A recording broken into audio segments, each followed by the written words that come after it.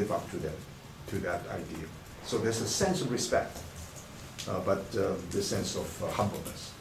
But humbleness, in an interesting way, is not a strategy. You know, I know that, but in order to teach you how to do it, I fake and say, I don't know. You know, ask you questions. That's not Confucius' position, because it's realistic statement about each and every human being, including himself. So that's a totally different notion. One scholar, you know, in the preface, Simon Leys, and a French scholar that he quoted, strongly urge us to understand the silences of the intellects, that which is not stated.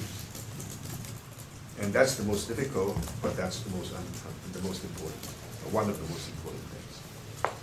So, because all the statements put together only give us fraction, you know, a small fraction of what the person, the richness of the person knowledge, or the person is able to cultivate. So we need to understand the silences in the intellects, something that is not stated. A very direct statement about that is one of his most brilliant disciples, Zigong, asked the question and say, well, Confucius, I don't think I want to say much. They say if the master doesn't say it, then we do not know. Heaven do not know human nature and so forth. Confucius' response is, heaven doesn't speak, yet the four seasons, you know, the cosmic, continue to generate tremendous creativity. Heaven doesn't speak, and we say spring is coming. And the idea is that sometimes you should remain silent, which means the art of listening, deep listening, is critical.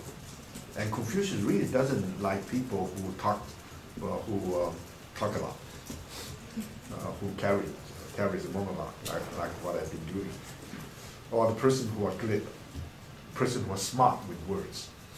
He doesn't. He at one point he said, "What is humanity? Humanity is someone who's very reluctant to utter a word," which means you've done a lot. Your actual behavior, your actual accomplishment is much greater than your ability to express yourself. And the reason you got admitted to Harvard is because you're very articulate. That's because you can talk. That's because you'll be able to express yourself in the most impressive way. Because otherwise, you remain silent in an interview. You're doomed.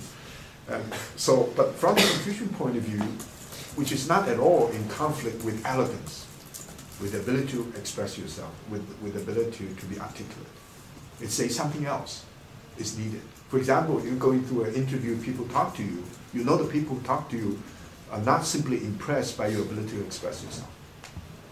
They want to know there's something that's more than your ability to express yourself. Some people decide to exaggerate their accomplishments. That's not acceptable. If you're honest, you're truthful, and you'll be able to express what you've done. Concretely, sometimes you don't boast about your accomplishments, all these virtues. Right? So the Confucian idea is very clear in terms of these silences. One question which is difficult to deal with is the question where Confucius is so much committed to the world here now, to the ordinary existence of the human condition. Is he worried about death? Is he worried about afterlife? All the spiritual traditions talk about death and afterlife. So one student asked him about death. He said, we do not even know life. How can we know death?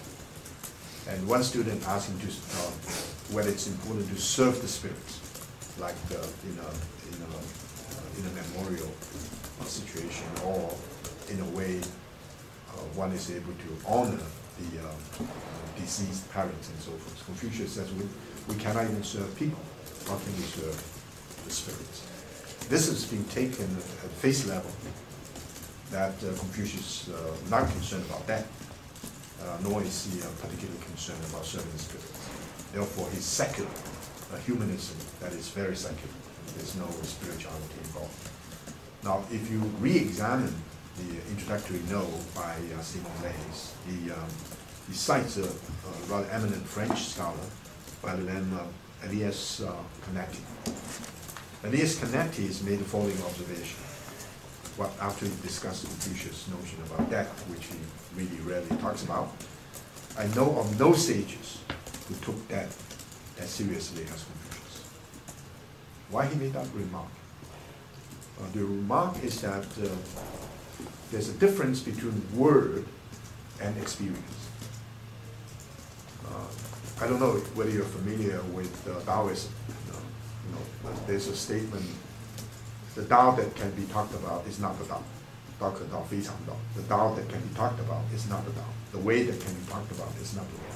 Some people say we cannot talk about it. The great philosopher Wittgenstein says, if there's something we cannot talk about, we should remain silent.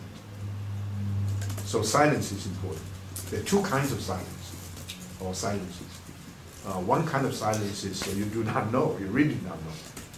The other ones, you reach certain standard of understanding, you know anything you say will be a distortion of your experience. So let's say any experience that you have, like the sweetness of chocolate, and we'll be able to explain that to your friend who, in a way, has never tasted that particular kind of chocolate from, say, from Brussels or something, or from Switzerland. No matter how you try it, you can. The reason is because that kind of taste is experiential. So what Confucius refers to is the kind of experiential understanding rather than simply understanding superficially in terms of words. So silence becomes important. Now, let me respond to the question. If you don't know, we don't know life, how can we know death? It means that you cannot walk, how can you run? It means that if you know life, that you may earn the right to know something about death. If you don't even know life, you think you can know death, it's not only premature, it's not possible. It relates to another, this is my imagination, but you can think about it. A full understanding of life must involve your understanding of death. The best way to serve human implies that you'll be able to serve the spirits. So serving the spirits is an expression of your full humanity. Understanding death is an expression of your full understanding of life. If you don't know life, how can you know death? If you cannot walk, you cannot run. If you can walk, then there's a possibility you can learn to run. If you can really walk, which means your ability to learn is implicit in your ability to walk. If you can serve the human, then you can understand how to serve the spirits. Serving the spirits is absolutely critical for your understanding how to serve humans. So these three dimensions ought to be included to have some appreciation of what's going on. Finally, I want to address another question. It's the question of how do we appreciate Confucius? Often we appreciate Confucius because he was a great teacher, he was a great learner, he was a sage that embodied some great virtues. So we look at Confucius in the category of morality. But there's a suggestion. You change your lens. You don't look at Confucius as an example of moral self-realization or moral self-perfection. Because morality always gives a sense of oppressiveness, sense of unnatural, being unnatural. Confucius made a remark, I've never seen someone who was enthusiastic about virtue more than he's enthusiastic about sex. Never seen anyone like that. So the kind of impulse, natural impulse, is so strong, we don't have to cultivate it. And morality is something we have to cultivate. So there's some element of artificiality in morality. I think most of the people, I mean, of course, of your generation too, are not interested in this dogmatic teaching. Any kind of dogma, any kind of advocacy of